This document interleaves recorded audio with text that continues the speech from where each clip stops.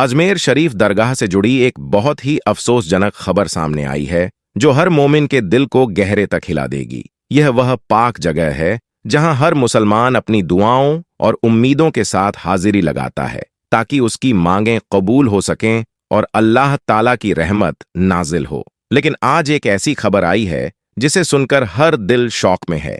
इस वीडियो में हम आपको बताएंगे कि दरगाह शरीफ में क्या हुआ जिसे देखकर हर मोमिन हैरान रह गया है। आइए इस वीडियो के आखिर तक हमारे साथ रहें ताकि आप भी जान सकें कि यह फितना क्यों हुआ और इस वाकये का हमारे ईमान पर क्या असर पड़ा है। अल्लाह की मर्जी के बिना कुछ भी नहीं होता, लेकिन आज जो हुआ है उसे जानकर आपकी हिम्मत और ईमान को भी ताज्जुब होगा। दोस्तों, अगर आज का मुसलमान जाग चुका है तो मैं उन्हें एक ऐसी खबर से रूबरू करवाने वाला हूं जिसको सुनने के बाद यकीनन आपको एक बहुत बड़ा सदमा लग सकता है और आपके पैरों तले से जमीन भी खिसक सकती है। दोस्तों, चाहे आप हिंदू हो या मुसलमान हो, सिख हो या ईसाई हो, तमाम ही लोग इस वीडियो को देखने के बाद जितना ज्यादा हो सके उतना ज्यादा शेयर करें ताकि जो भी ख्वाजा गरीब नवाज के चाहने वाले हैं उन तक यह वीडियो पहुंच सके। दोस्तों, आप जानते ही होंगे कि हमारे भारत देश के अंदर किस तरह से आज के वक्त में नफरत फैलाई जा रही है, भाई भाई को तोड़ने की कोशिश की जा रही है, जबकि इस देश के अंदर रहने वाले हिंदू हो, मुस्लिम हो, सिख हो या ईसाई हो, सभी मिलजुल कर रहते हैं। लेकिन कुछ ऐसी नफरत पसंद लोग हैं जो कि लगातार भारत देश को तोड़ने की कोशिश में लगे हुए हैं, और जो भारत देश को तोड़ने की कोशिश करता है वही इस देश का तो दूर की बात है, वह इंसान नहीं हो सकता। जी हां दोस्तों, आपको बता देना चाहता हूं कि लगातार हमने देखा जो भी सरकार के नजदीक रूप से बनी हुई चीजें हैं, चाहे वह मस्जिद हो, दरगाह हो या फिर मदरसा हो, इन तमाम चीजों के ऊपर लगातार कार्रवाइयां हो रही है और यह सिलसिला लगातार जारी भी है। ऐसे में दोस्तों, आपको बता देना चाहता हूं कि अब अजमेर दरगाह यानी ख्वाजा गरीब नवाज की दरगाह, ख्वाजा हिंद की दरगाह को लेकर भी एक बहुत ही ज्यादा अफसोसनाक खबर निकलकर आ रही है। नफरत पसंद लोग जो है वह अब बड़ी बड़ी बारगाहों को भी टारगेट करने लगे हैं। जैसा कि आपको बता देना चाहता हूं कि महाराणा प्रताप,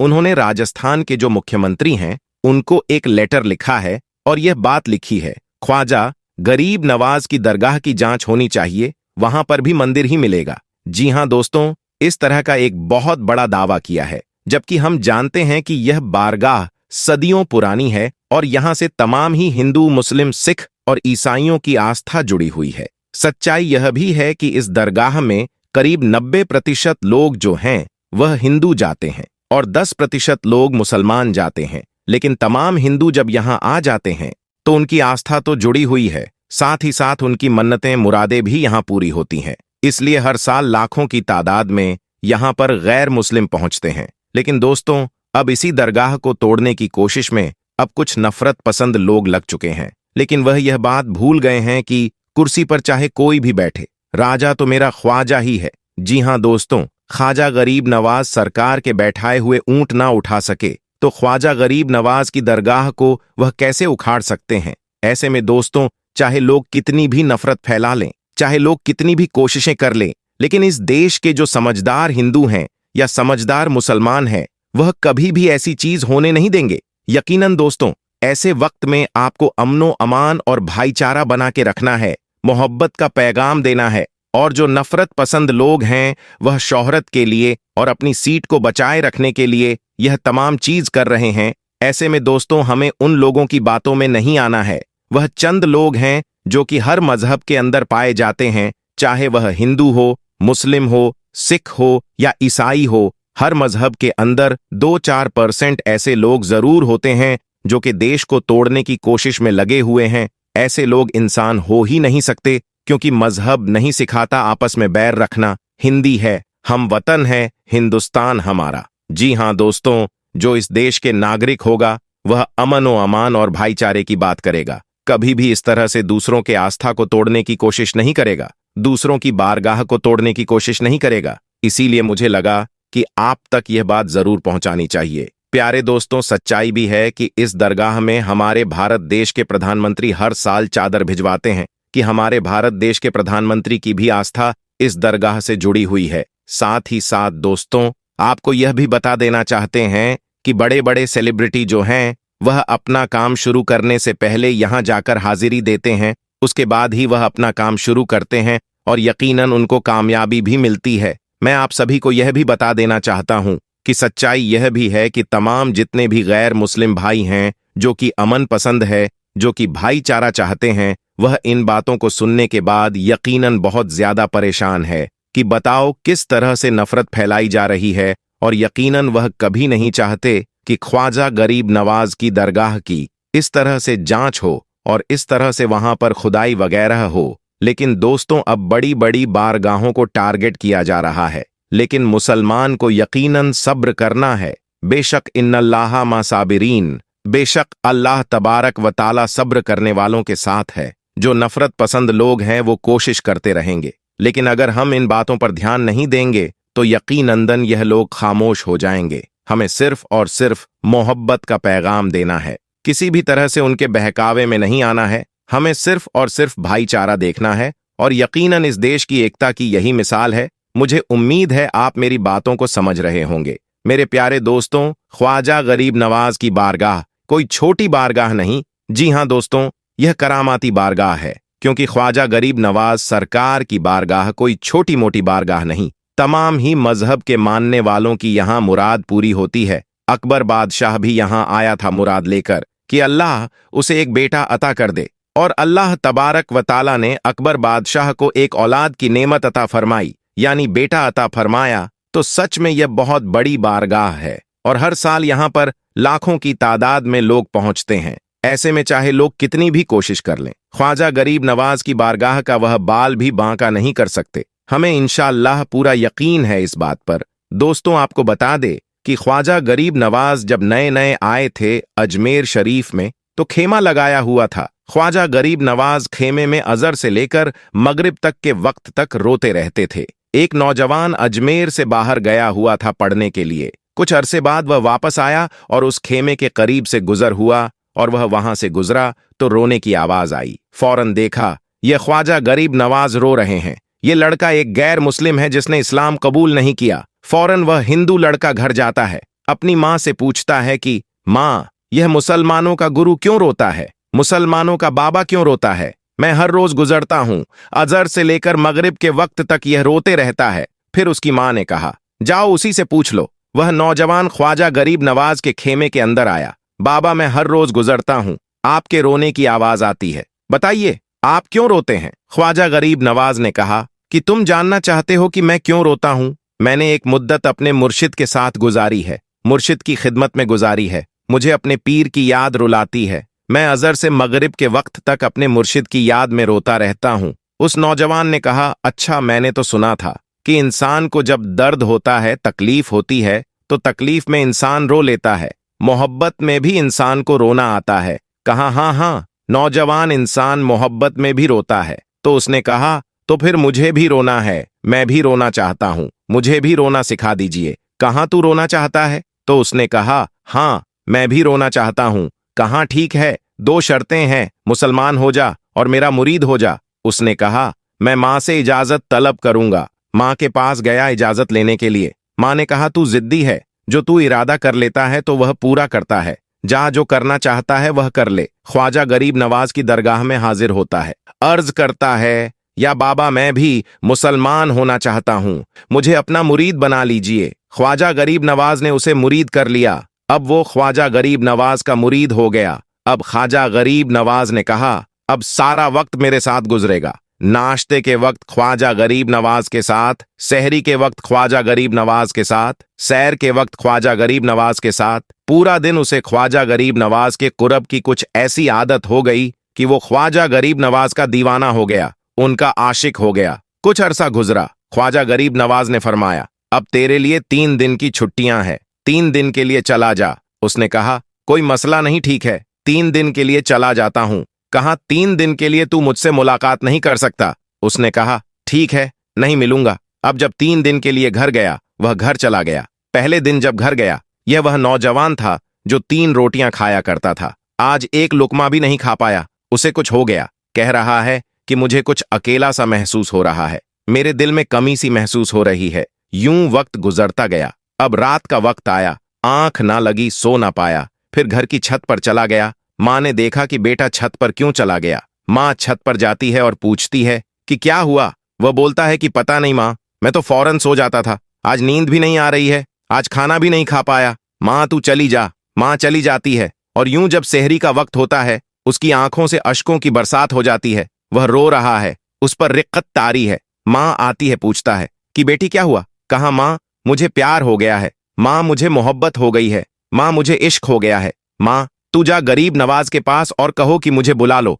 अब मुझसे जुदाई बर्दाश्त नहीं होती। माँ फौरन ख्वाजा गरीब नवाज की दरगाह में हाजिर होती है और कहती हैं, क्या मुसलमान के बाबा, तुमने मेरे बेटे को क्या कर दिया। मैं तुम्हारा ताल्लुक नहीं समझ पाती, तुम्हारा रिश्ता नहीं समझ पाती, लेकिन वह तो रो रहा है, उसे वापस बुला लो। ख्वाजा गरीब नवाज ने कहा, नहीं नहीं, अभी वक्त नहीं है। मैं अपनी जबान में कहता हूं कि अभी तो ईद दा इश्क है, रोता है क्या, आगे आगे देख होता है क्या। तेरी तमन्ना थी, तेरी ख्वाहिश थी कि मोहब्बत में रोने की आदत हो जाए, अभी तो इबद्दा है। उन्होंने मां को वापस भेज दिया, कहा वापस चली जा, उसे कह दे कि अभी इजाजत नहीं है। वह वापस चली जाती है, बेटे को बताती है कि मेरी बेटे, वह तो इजाजत नहीं दे रहा है। कहा मां सुन ले, मां अब अगर नहीं बुलाया तो मैं मर जाऊंगा, यह मोहब्बत मुझे मार डालेगी। मां अगर मुझे जिंदा देखना चाहती हो तो मेरे मुर्शिद को राजी कर ले, उनको बता दे कि अब यह जुदाई बर्दाश्त नहीं कर सकता। मां फौरन गरीब नवाज की दरगाह में हाजिर होती है। कहा गरीब नवाज करम फरमाइए, मुझ मां की तमन्ना है, यह मां की आरजू है,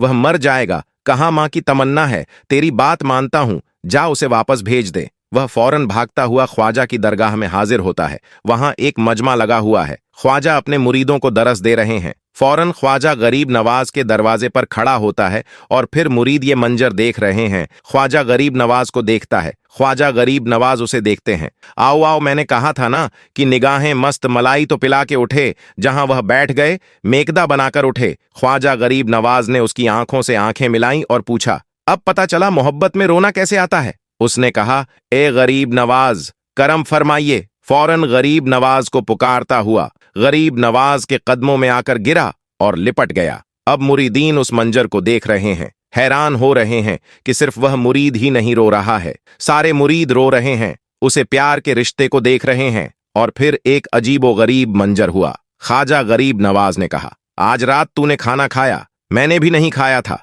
फिर ख्वाजा ने फरमाया कि आज रात तू सोया था। कहाँ नहीं सोया था। कहा आज मुझे भी नींद नहीं आई, ख्वाजा को भी नींद नहीं आई। ये मंजर सब मुरीद देख रहे हैं, वह मुरीद भी रो रहा है और ख्वाजा गरीब नवाज की आंखों में भी आंसुओं की बरसात जारी है। मेरी दास्ताने हसरत वह सुना सुना के रोए, मुझे आजमाने वाले मुझे आजमा के रोए। कोई ऐसा अहले दिल हो कि फसाना ही मोहब्बत में उसे सुना के रो, वह मुझे सुनाकर रोए। प्यारे दोस्तों, अल्लाह वालों की शान ही निराली होती है, वो जब जो चाहे कर सकते हैं। तो आपको अल्लाह की एक और करामात के बारे में बताते हैं। दोस्तों, अजमेर मुअल्ला में हुई सांप की बारिश। और दोस्तों, जब हो गई अजमेर शरीफ में सांप की बारिश तो फिर क्या हुआ, और जब सांप की बारिश हुई तो इन सांपों ने क्या किया। दोस्तों, एक सनसनीखेज वीडियो आपके सामने रखने जा रहे हैं, उस धरती से जिस धरती के राजा महाराजा गरीब नवाज सरकार है। दोस्तों, ख्वाजा गरीब नवाज की दरगाह अजमेर मुअल्ला, और उस अजमेर मुअल्ला में जब हुई सांप की बारिश तो फिर क्या हुआ। दोस्तों, कैसे दिखाई ख्वाजा गरीब नवाज की करामात, और कौन सा दौर था जब सांप की बारिश हुई। गूंज उठा हर तरफ अल्लाहू अकबर। दोस्तों, हिंदुस्तान की धरती में जब संजर के सुल्तान संजरी सरकार ख्वाजा गरीब नवाज तशरीफ लाए तो दोस्तों, सबसे पहले वह जिस जगह पर पहुंचे वह जगह थी हिंदुस्तान का वह खिता अजमेर मुअल्ला था। और अजमेर मुअल्ला में जिनकी हुकूमत चल रही थी, जिनकी हुक्मरान चल रही थी, वह थे पृथ्वीराज चौहान। जब ख्वाजा गरीब नवाज ने हिंदुस्तान में आने के बाद जब उन्होंने दीन की दावत लोगों को देना शुरू की तो इस बात की भनक बादशाह को लगी। बादशाह ने ख्वाजा गरीब नवाज को अजमेर से निकलने का फैसला कर लिया। पहले तो जहां ख्वाजा गरीब नवाज बैठे थे उस जगह पर ख्वाजा गरीब नवाज के बैठने की जगह पर बादशाह के ऊंट बैठे थे। उसका वाक्य आप लोगों ने सुना होगा कि कैसे ख्वाजा गरीब नवाज कहकर चले गए। जब बादशाह के सैनिकों ने उन्हें यानी ख्वाजा गरीब नवाज को जबरन वहां से उठने पर मजबूर किया तो ख्वाजा गरीब नवाज ने कह दिया कि ठीक है, चलते ही हम यहां से, बैठे हैं राजा के ऊंट और बैठे ही रहेंगे। बहरहाल दोस्तों, ख्वाजा गरीब नवाज तो वहां से निकल गए, लेकिन जब ऊंट बैठे तो फिर वह ऊंट बैठे ही रह गए। जमीन ने इस कदर ऊंट को जकड़ लिया कि जैसे जमीन ने अपने आप में चिपका लिया हो। जब ख्वाजा गरीब नवाज रहमतुल्लाह आले अजमेर मुअल्ला में पहुंचे तो उनका मुकाबला शादी देव से हुआ। लेकिन जब शादी देव खुद ख्वाजा गरीब नवाज में आ गया और कलमा पढ़कर मुसलमान बन गया तो पृथ्वीराज चौहान के अंदर और खलबली तारी हो गई। पृथ्वीराज चौहान यह सोचने लगा कि इस बाबा को तो हमने जिन्नात से भी हरा दिया, लेकिन जिन्नात भी उनको हरा नहीं पाए, मेरे सैनिक भी उन्हें हार नहीं पाए, पागल हाथी भी उनका कुछ नहीं बिगाड़ पाया। मुझे तो यह लगता है कि यह बहुत बड़ा जादूगर है और जादू को जादू से ही हराया जा सकता है। बहरहाल उसने वक्त के सबसे बड़े जादूगर, जिसको दुनियाए जमाना जयपाल जोगी के नाम से जानती थी, राजा जयपाल जोगी को बुलाता है दरबार में। दरबार में बुलाने के बाद सारा माजरा ख्वाजा गरीब नवाज की पूरी हकीकत उनके सामने रख देता है कि कैसे उन्होंने अजमेर में रहना मुश्किल कर दिया है, कैसे लोगों को हक और हक्कानियत की दावत दे रहा है, कैसे इस्लाम की दावत सुल्तान उल हिंद दे रहे हैं। हमने बहुत कोशिश की लेकिन वह भागते नहीं है, तो आप किसी भी तरीके से ख्वाजा गरीब नवाज को अजमेर से भगा दो। अब दोस्तों, वह उस वक्त का सबसे बड़ा जादूगर था, बड़ा घमंड में था। उसने कहा, बादशाह टेंशन लेने की जरूरत नहीं, मैं हूं ना, मैं पल भर में उनको भगा दूंगा। और अगर वह अजमेर से नहीं भागा, अजमेर को खाली करके नहीं गया, तो फिर वह जान से भी हाथ धो सकते हैं। बहरहाल जयपाल जोगी ख्वाजा गरीब नवाज से भिड़ने के लिए चला जाता है, साथ में लगभग 2500 छोटे छोटे जादूगरों को भी लेकर जाता है। जयपाल जोगी के आने की खबर ख्वाजा गरीब नवाज को मिल जाती है। मुरीदों में थोड़ा सा डर भी था कि जयपाल जोगी वक्त का सबसे बड़ा जादूगर था। सुल्तान उल हिंद ख्वाजा गरीब नवाज को बताया जाता है कि हुजूर, आज आपसे मुकाबला करने के लिए जयपाल आ रहा है। वह जयपाल जिसकी जादू का कोई काट नहीं कर सकता है, वह जयपाल जो आज तक किसी से हारा नहीं, जिससे भिड़ा है वह बर्बाद हो गया, निस्य नाबूद हो गया। ख्वाजा गरीब नवाज के सामने जयपाल की बातें रखी जाती है। ख्वाजा गरीब नवाज कहते हैं कि मेरे मुरीदों, तुम घबराओ मत, मैं एक दायरा खींच देता हूं, एक लाइन खींच देता हूं। इस दायरे के अंदर जब तक मेरा मुकाबला जयपाल से होता रहे, तुम में से कोई भी इस दायरे से बाहर नहीं जाना। बहरहाल ख्वाजा गरीब नवाज ने एक लाइन खींचकर एक लकीर खींच दी, सारे मुरीद उसके अंदर आ गए। अब जयपाल आता है, ख्वाजा गरीब नवाज को धमकता है। उसके बाद ख्वाजा गरीब नवाज उनसे डरते नहीं है। दोस्तों, सोचने का मकाम है कि जो अल्लाह से डरने वाला हो वह भला किसी जादूगर से क्या डर सकता है। ख्वाजा गरीब नवाज के ऊपर जयपाल की किसी भी बात का कोई असर नहीं होता है। जयपाल गुस्से में आ जाता है, अपने चेले छपाटों से कहता है कि इन पर फिजामी जादू करो और उनके ऊपर सांप की बारिश कर दो। दोस्तों, उसके बाद लोगों ने ऐसा जादू किया कि आसमान से सांप बरसने लगे। जी हां दोस्तों, आसमान से अजमेर मुअल्ला की धरती में सांप बरसने लगे। खास तौर पर जिस जगह ख्वाजा गरीब नवाज और उनके चाहने वाले थे, वहां सांप बरसने लगे। लेकिन ख्वाजा का करिश्मा देखें, करामात देखें, किसी भी सांप में इतनी हिम्मत नहीं हुई कि जिस दायरे को ख्वाजा गरीब नवाज ने जमीन में खींचा था उस दायरे के अंदर गिरता, बल्कि सारे सांप उस दायरे के बाहर गिरे। दोस्तों, जब जादूगर ने देखा कि सांप की बारिश भी ख्वाजा का कुछ नहीं बिगाड़ पाई, फिर उसने ऐसा जादू किया कि आसमान से आग बरसने लगी, फिर भी ख्वाजा गरीब नवाज के दायरे के अंदर आग भी नहीं पहुंच सकी। फिर दोस्तों, सारा तिगड़म कर बैठा जयपाल जोगी और ख्वाजा गरीब नवाज और उनके चाहने वालों का कुछ भी बोल भी बांका नहीं कर पाया। तो उसने लास्ट में यह सोचा कि अब मैं आसमान में उड़कर उनसे बदला लेता हूं, उन पर जादू करता हूं। उसके बाद वह हिरण की खाल फेंकता है और उस पर सवार होकर आसमान में उड़ जाता है। दोस्तों, इतना देखना था कि ख्वाजा गरीब नवाज अपने खड़वान को हुक्म देते हैं कि जाओ, कि कुफरफ आसमान में है और तू यहां पर है, जाओ उसको पकड़कर मेरी बारगाह में लेकर आओ।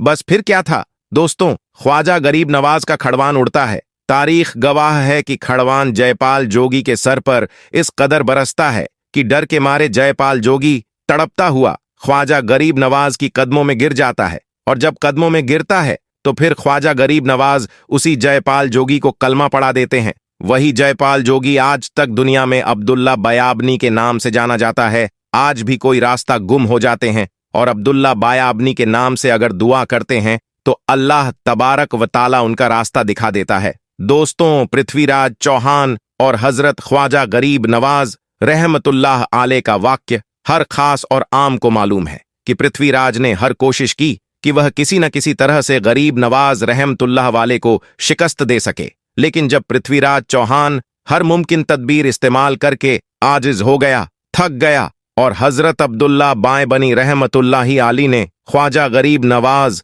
रहमतुल्लाह आले से दरखास्त की। कहने लगे कि हुजूर, अब आपके शहर में कायम करना चाहिए ताकि मखलूक खुदा आप रहमतुल्लाही आले के फैज से, जहरी और बातिनी फैज से फैज याद हो सके। तो ख्वाजा गरीब नवाज रहमतुल्लाह अली ने इस दरखास्त को मंजूर भी कर लिया। आप हजरत ख्वाजा मोइनुद्दीन चिश्ती रहमतुल्लाह अली ने शेख मोहम्मद यादगार को हुक्म दिया कि शहर में मुनासिब जगह तलाश करो, रिहायश के लिए यानी हमारे लिए एक मकान तलाश करो जहां पर हम रह सके। फिर शहर में जाकर शेख मोहम्मद यादगार ने वह जगह तशवीश की जहां आज ख्वाजा गरीब नवाज का मकान मौजूद है, और यह जगह दूसरे के रहने की जगह थी। फिर आप ख्वाजा गरीब नवाज रहमतुल्लाह अली आना सागर से उठकर उस मकान पर रिहाइश पजीर हो गए। शहर में कयाम करने के बाद ख्वाजा गरीब नवाज रहमतुल्लाह अली ने एक खतत्ता में हुज्जत के लिए पृथ्वीराज के नाम दावतनामा भिजवाया, जिसका मजमून कुछ यूं है। ऐसा संग दिल राजा तेरा अहद का जिन लोगों पर था, वहां अल्लाह तबारक व ताला की फजलुल कम से इस्लाम में दाखिल हो गए, और अगर तू अपनी भलाई चाहता है तो मुसलमान हो जा, वरना जलील बुखार होगा। पृथ्वीराज पर गरीब नवाज रहमतुल्लाह अली की इस दावत का कोई असर न हुआ, और जो काशिद गरीब नवाज रहमतुल्लाह अली ने भेजा था वह वापस आ गया। उसके बाद आप गरीब नवाज रहमतुल्लाह अली ने मुराकबा फरमाया और बड़ी देर तक आंखें बंद किए हुए आप रहमतुल्लाह अली बैठे रहे। उसके बाद आप गरीब नवाज रहमतुल्लाह अली ने आंखें खोलकर फरमाया, अगर यह शख्स अल्लाह तबारक व ताला पर ईमान न लाए तो उसे जिंदा गिरफ्तार कर लिया जाए और यह इस्लामी लश्कर के हवाले हो जाएगा। पृथ्वीराज का जब गरीब नवाज रहमतुल्लाह आले पर जोर न चल सका तो उसने मुसलमानों पर जुल्म सितम ढाना शुरू कर दिया। हजरत ख्वाजा गरीब नवाज रहमतुल्लाह आले का मुकाबला पृथ्वीराज ने शेर व शायरी से किया और उसे शिकस्त हुई। उसने अपने चेलों को भी आप रहमतुल्लाह आले के पास भेजा, लेकिन उसके बाद भी उसे शिकस्त हुई। फिर अपनी फौज को गरीब नवाज रहमतुल्लाह अली के मुकाबले भेजा, लेकिन फिर भी पृथ्वीराज को ही शिकस्त हुई। अब उसके समझ में यह नहीं आ रहा था कि गरीब नवाज रहमतुल्लाह वाले का मुकाबला कैसे करें। आखिरकार दरबार के एक दरबारी ने पृथ्वीराज चौहान को एक मशवरा दिया, और वह मशवरा यह था कि जहां गरीब नवाज रहमतुल्लाह अली अपने साथियों के साथ इबादत में मसरूफ होते हैं, वह जगह खुले आसमान के नीचे है, और वहां कुछ खास जगह के अलावा ना कोई रिहाई है और ना कोई दुकान है। क्यों ना ऐसा किया जाए कि पागल हाथी को किलो वाली सुलह से जदोकाब किया जाए, यानी उसे तकलीफ दी जाए। उसके बाद उसको गरीब नवाज रहमतुल्लाह अली की जानी मोड़ दिया जाए, ताकि वह बदमश्त हाथी सीधा ख्वाजा गरीब नवाज रहमतुल्लाह आले के हल्के के जाने भागने लगे। और क्योंकि वह तो इबादत में मसरूफ होंगे, न भाग सकेंगे न ही मज़ाहिमत कर सकेंगे। पृथ्वीराज को यह मशवरा बड़ा अच्छा लगा, और इस तरह गरीब नवाज रहमतुल्लाह आले के चाहने वालों में से कोई बगावत न कर सकेंगे, और यह हाथी का मामला एक हादसा मालूम होगा। फिर एक बहुत बदमश्त हाथी को पड़कर जंगल से लाया गया, जो बिल्कुल पागल था, और किलो वाली सुलह के साथ उस हाथी को चोटें दी गई, और इस तरह उसे गरीब नवाज रहमतुल्लाही अली की हल्के के जानिब दौड़ने का पूरा इंतजाम कर दिया गया। सबसे बड़ा खौफनाक और मनुवजनी हाथी यानी भारी हाथी गुस्से से भरा हुआ ख्वाजा गरीब नवाज रहमतुल्लाह अली के हल्के की जानिब दौड़ने लग गया, और उस हाथी के दौड़ने से जमीन भी थरथरा रही थी और गर्द उड़ रही थी। और वहां मौजूद लोग उस हाथी को दौड़ते हुए देख रहे थे तो वह लोग दांतों तले उंगलियां दबाने लगे, और यह खतरनाक मंजर देख रही थी कि तमाम मां साहिबिन और ख्वाजा गरीब नवाज रहमतुल्लाह अलैह हाथी के पांव तले कुचले जाएंगे। मसाहिबिन ने जब एक पागल हाथी को अपनी तरफ अंधाधुन आता देखा तो एक बार उन पर भी लर्जा तारी हो गया, क्योंकि ख्वाजा गरीब नवाज पुरसुकून थे, इसीलिए वो अपनी जगह पर बैठे ही रहे। ख्वाजा गरीब नवाज रहमतुल्लाह अली ने जब यह मंजर देखा तो आप रहमतुल्लाह ने जमीन से एक छुटकी मिट्टी उठाई और हाथी की तरफ उस मिट्टी को फेंक कर फूंक मार दी। आप रहमतुल्लाह अली का ये अमल करना ही था कि हाथी उसी वक्त वहीं पर रुक गया और अचानक से वह पत्थर का बन गया। अल्लाहु अकबर। कुछ लम्हा पहले वह लोग जो हाथी से डर रहे थे, वही लोग अल्लाहु अकबर की सदा ही लगने लगे और ख्वाजा गरीब नवाज के पास आ गए और आप रहमतुल्लाह अली के हाथ पर मुसलमान हो गए। सुभान अल्लाह। तो दोस्तों, यह थी ख्वाजा गरीब नवाज की जिंदा करामत, जिसे कि अभी आपने इस वीडियो में समाअत फरमाया। कि जब भी आप रहमतुल्लाह अली ने अपने करामात का जुहूर फरमाया तो वह सिर्फ इसलिए जाहिर किया ताकि लोग आपकी करामात को देखकर राहे हक इफ्तार कर लें। सुभान अल्लाह। गरीब नवाज के नाम से मशहूर महान संत सफ़ी हजरत ख्वाजा मोइनुद्दीन चिश्ती की अजमेर स्थित दरगाह इस बात का प्रमाण है कि यहां से कोई भी खाली हाथ नहीं लौटा। यही कारण है कि यहां मुसलमान के साथ साथ दूसरे समुदाय के लोग भी इस दरगाह पर पहुंचते हैं और चादरपोशी कर मन्नत मांगते हैं। इसका उदाहरण है ख्वाजा के पवित्र आस्थाने में राजा मानसिंह द्वारा लगाया गया कटहरा, ब्रिटिश महारानी मैरी क्वीन का अकीदत के तौर पर बनवाया गया वजू का हौज। यही कारण था कि प्रख्यात अंग्रेज लेखक कर्नल टॉड ने अपनी पुस्तक में लिखा है कि मैंने हिंदुस्तान में एक कब्र को राज करते देखा है। कर्नल टॉड ने अपनी इस बात का जिक्र करते हुए कहा कि मैंने हिंदुस्तान में एक कब्र को राज करते देखा है, क्योंकि वह चिश्ती सूफी संत ख्वाजा मोइनुद्दीन चिश्ती रहमतुल्लाह अलैह की दरगाह अजमेर शरीफ की ओर इशारा कर रहे थे। इस्लामिक तहजीब में अल्लाह के वली का मकाम बहुत ऊंचा माना जाता है। ख्वाजा साहब की दरगाह पर हर मजहब के लोग अपनी दुआएं लेकर आते हैं और उनके वसीले से अल्लाह से मदद मांगते हैं। कर्नल टॉड ने देखा कि एक दरगाह जहां एक वली की कब्र है, वहां पर इतनी बेपनाह मोहब्बत और इज्जत थी जो कि हुक्मरानों से भी ज्यादा मानी जा रही थी। इसीलिए उन्होंने यह कहा कि मैंने एक कब्र को राज करते देखा है, क्योंकि वहां की रूहानी ताकतें लोगों के दिलों पर राज कर रही थीं। ख्वाजा मोइनुद्दीन चिश्ती रहमतुल्लाह अलैह एक अत्यंत सम्मानित सूफी संत थे, जिन्होंने भारत में इस्लाम के प्रकाश को फैलाने में अहम भूमिका निभाई। वे चिश्ती सिलसिले के एक प्रमुख संत थे। उनकी दरगाह अजमेर राजस्थान में स्थित है, जो आज भी मुसलमानों के लिए एक महत्वपूर्ण धार्मिक स्थल है और जहां श्रद्धालु दुआ और इबादत के लिए आते हैं। उनके जीवन की महत्वपूर्ण बातें। जन्म और बचपन। ख्वाजा मोइनुद्दीन चिश्ती का जन्म 1141 में इस्लामाबाद में हुआ। उनका पूरा नाम मोइनुद्दीन इब्न मोहम्मद चिश्ती था। उनके परिवार ने उन्हें इस्लामिक शिक्षाओं और तर्क का गहरा ज्ञान प्रदान किया और उन्होंने छोटी उम्र से ही धार्मिक शिक्षा में रुचि विकसित की। धार्मिक शिक्षा ख्वाजा साहब ने युवा अवस्था में इस्लामिक विद्या और सूफी तर्क की गहन शिक्षा प्राप्त की। वे महान सूफी संत ख्वाजा अब्दुल कादिर जिलानी रहमतुल्लाह अलैह के अनुयायी रहे हैं, जिनके मार्गदर्शन में उन्होंने सूफी सिद्धांतों को अपनाया और अपनी आध्यात्मिक यात्रा की शुरुआत की। भारत में आगमन। ख्वाजा मोइनुद्दीन चिश्ती ने भारत की यात्रा की और अजमेर में स्थायी निवास किया। यहां उन्होंने गरीबों की सेवा, धार्मिक शिक्षा और अल्लाह की इबादत को अपना जीवन का उद्देश्य बनाया। उनकी शिक्षाओं और भक्ति से प्रभावित होकर वे भारत में इस्लाम के प्रचारक बन गए और एक नई दिशा प्रदान की। चमत्कार और करामात। ख्वाजा मोइनुद्दीन चिश्ती की जिंदगी कई करामात और चमत्कारों से भरी हुई थी। उनकी भक्ति और तौहीद के माध्यम से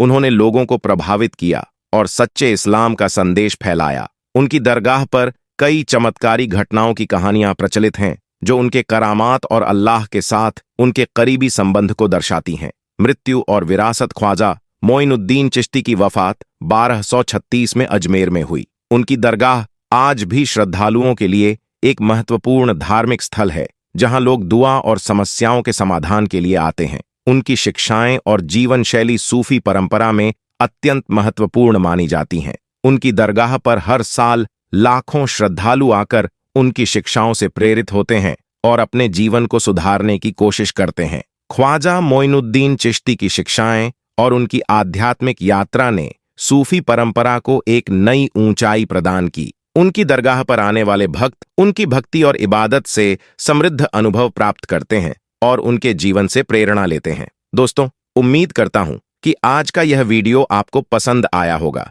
वीडियो पसंद आए तो इस वीडियो को लाइक करके ज्यादा से ज्यादा शेयर करें। अस्सलाम वालेकुम रहमतुल्लाह बरकातहू।